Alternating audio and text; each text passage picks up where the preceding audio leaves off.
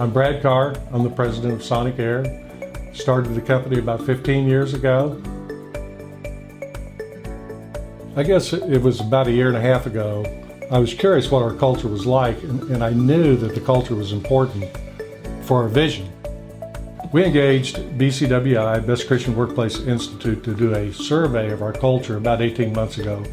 I talked to other members within C12, and because we want to show God's goodness, we knew our culture was important to do that. I thought they'd come back, we're healthy, but we got room to grow. But actually what ended up happening was it came back that we were toxic. And that was not what I was expecting at all.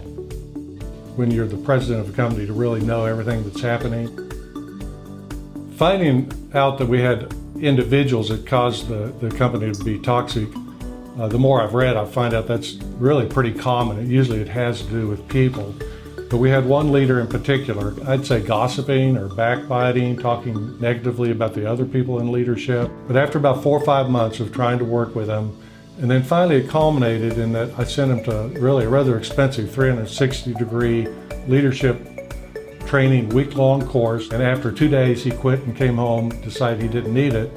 And that was really when I realized that this is not going to be where this guy figures things out.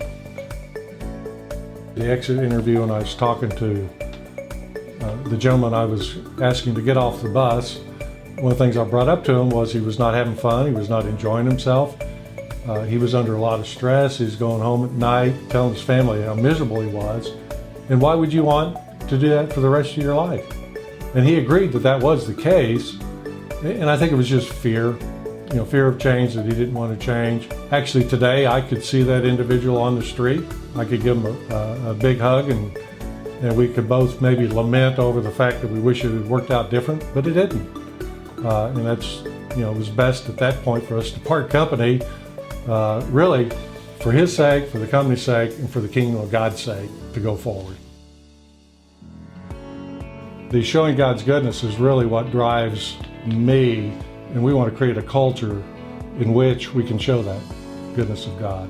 I'd highly recommend that everybody have one of these culture tests by BCWI to see where they're at.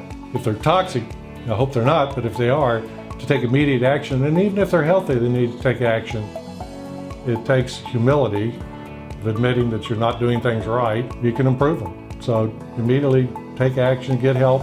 The one thing that we went from, I think it was around 30% engaged to like 65% engaged. And we have got to have all the links strong for the chain to be strong.